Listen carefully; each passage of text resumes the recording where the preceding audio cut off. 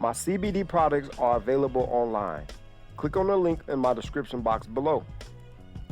In the top left corner, you should see my name.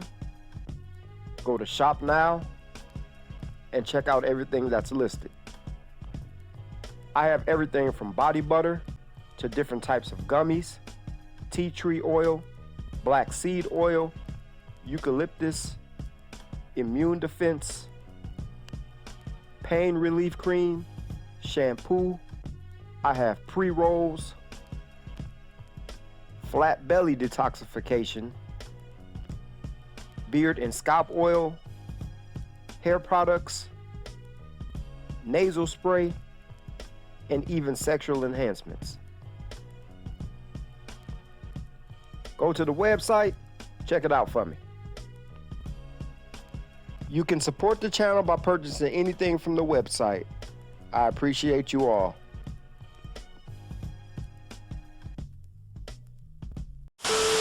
No chase I need, no chase I need, no chase I need, no chase.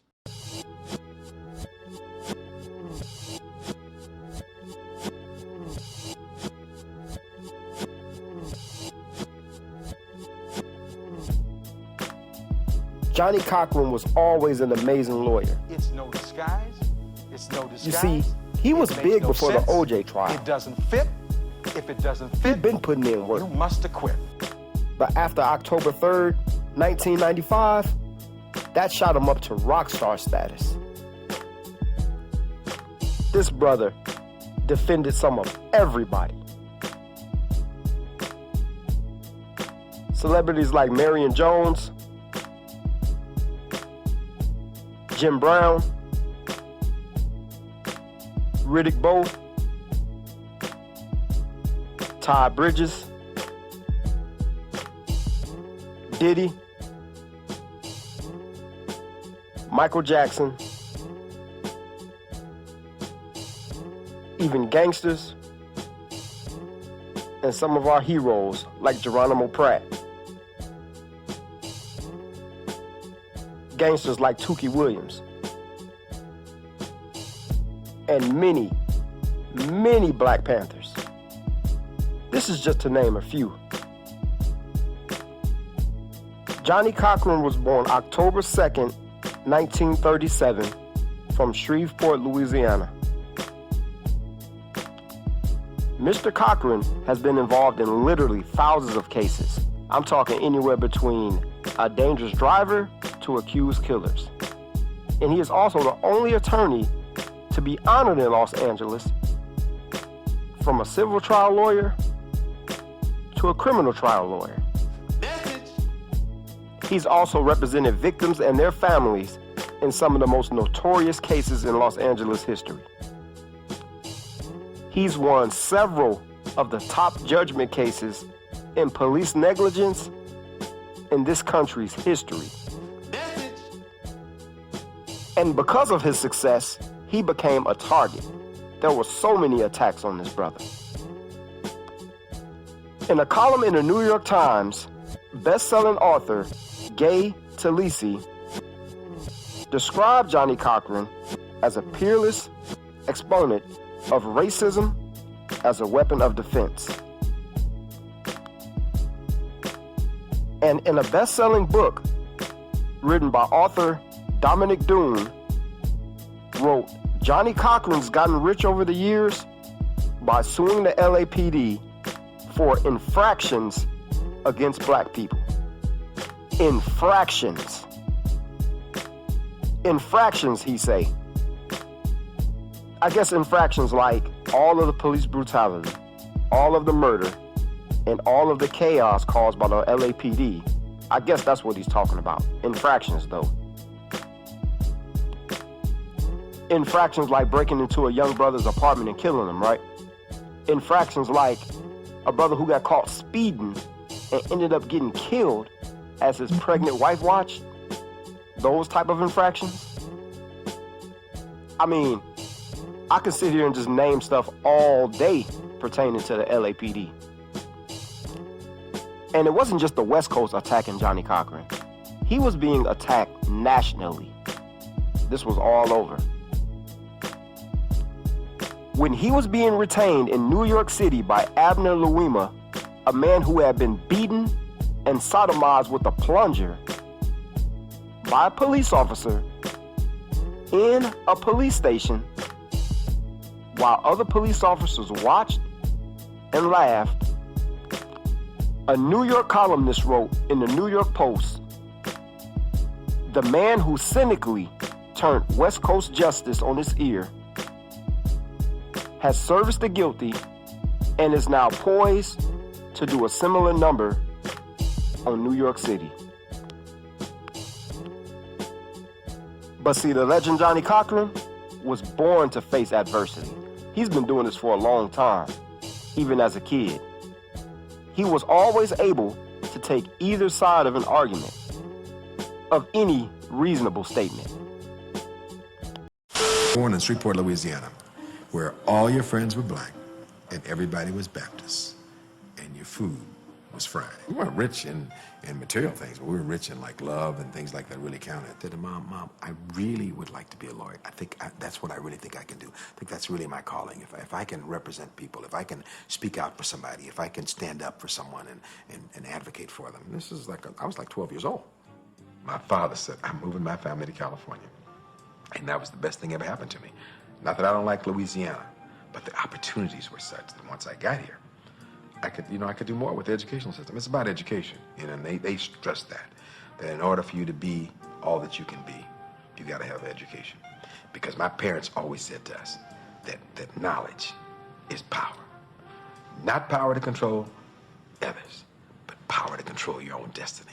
My mother would always say that it's the one thing that no one can take away from you. I remember May 17, 1954, like it was yesterday. I think the segregation decision of 1954 probably did more than anything else to awaken the Negro from his apathy to demanding his right to equality. And to see this man who had used the law to change society, I knew then, like, he was my hero, and I knew from that point on, not only did I want to be a lawyer, I wanted to be a lawyer like Thurgood Marshall. Absolutely inspired me, absolutely. They wanted to win on the other side. They would do things to win, and I would see this. It was about winning. And, the prosecutor's job is not just to win, it's to do justice. So I learned early on what you were up against, what you were fighting. That prepared me for battles to come. Have I been true to my oath? Did I do the right thing? My mother used to always tell me, all you're left with after a crisis is your conduct during it. I think that all things are possible if you believe in God and put God first in your life. Bail will be set at $25,000.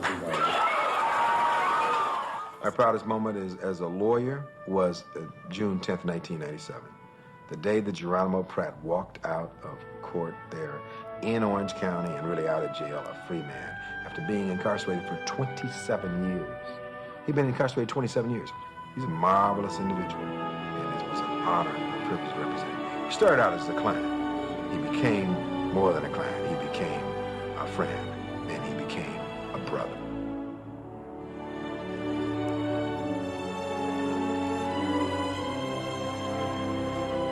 Family, I have a remarkable family. It's very, very supportive. But in the law, I have a wonderful family. I have some partners who are dedicated to making a difference. They're prepared to work hard. It's not just about money anymore. It's about hard work. It's about trying to make a difference. It's about us trying to do things that were never done before. It was like he got an incredible surge of power and satisfaction when he made a strong argument and dragged people over to his side. He learned to defend his ideas and beliefs at the Cochran family dinner table. His father, Johnnie L Cochran Sr., set the intellectual standard for his children. Message! Johnnie Sr. had been the valedictorian for his class at Central Colored High. He was only 14 years old. He expected his kids to work just as hard as he did.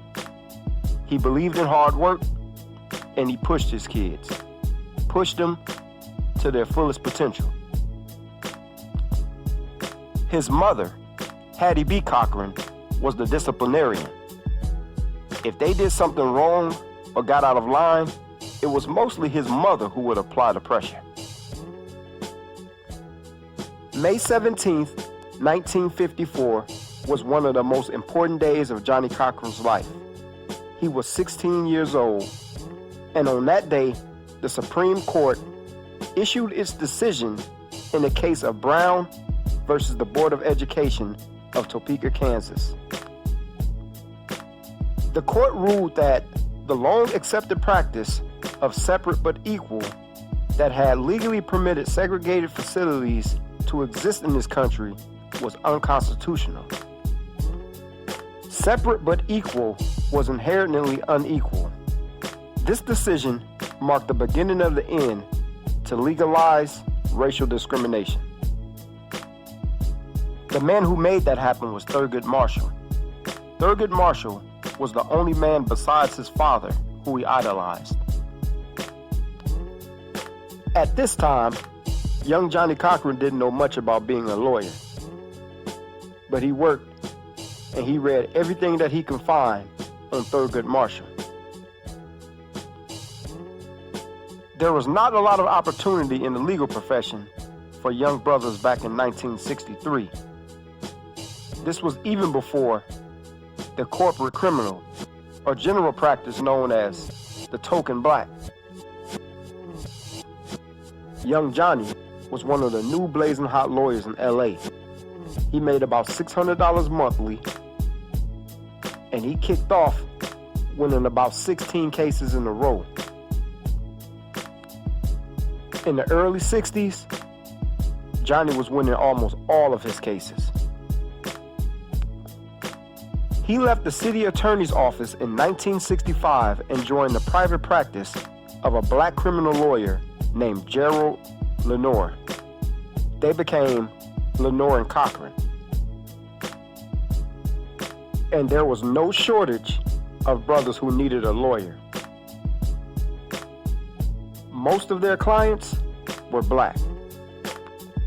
On August 11, 1965, while Gerald was on his way to Wisconsin, two young brothers, Marquette and Ronald Fry, were stopped by the police for reckless driving in the Watts section of Los Angeles. Watts was the heart of the hood. The boys' mom arrived, Renna Price, and an argument began. Eventually, all three Frys were arrested, and police used excessive force, of course. They began hitting the brothers and the mom with their wooden batons. The crowd began to close in, and the police called for reinforcements. When more cops arrived, the crowd broke up into small groups. The anger and frustration had been building in these cities for decades. Finally, it was time to explode. And this was known as the Watts Riots. The Watts Riots lasted for 6 days. Go back and watch my video on the Watts Riots. Yeah, I know, most of my old videos are of poor quality, but just listen to the message. Hear me out. When the Watts Riots ended, 34 people had been killed. Well over 800 people were injured. The fires that burned through Watts destroyed over 200 buildings. Hundreds more were damaged. Property loss was estimated to be more than $100 million, and 4,000 people were arrested. Over 4,000 people arrested, and each and every one of those people needed an attorney. So they hit your boy up. Around this time, Johnnie's phone was ringing off the hook 24 hours a day. And he started making as much as $8,000 per day. And now it was time for Johnnie to start his own firm. The Cochran Firm consisted of over 120 attorneys, offices in over 8 states, and verdicts that valued to be well over $1 billion. And also being the largest and most successful plaintiff firm in the country. Johnnie spent most of his career dealing with white police officers who shot brothers in the streets and got away with it. Message!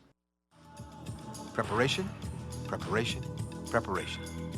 We strive to instill that in every lawyer, in every staff member, in behalf of our clients at the Cochran Firm.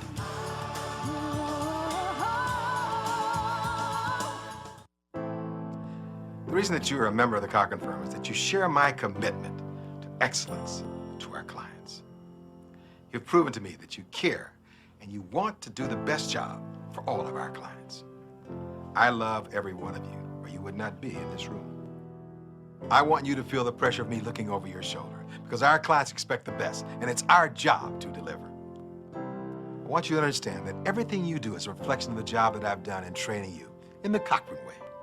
Always remember the endless hours that we spend on the little issues that others don't think about. Every single one of our lawyers must have the commitment that I have.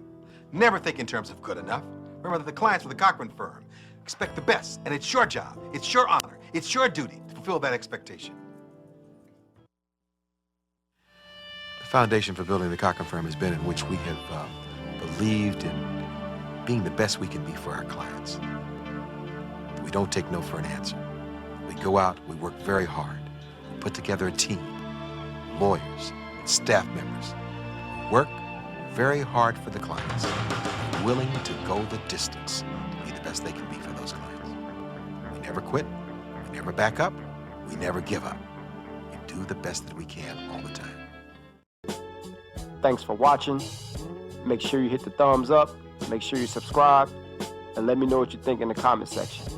Please follow the History with No Chaser Facebook and Instagram pages.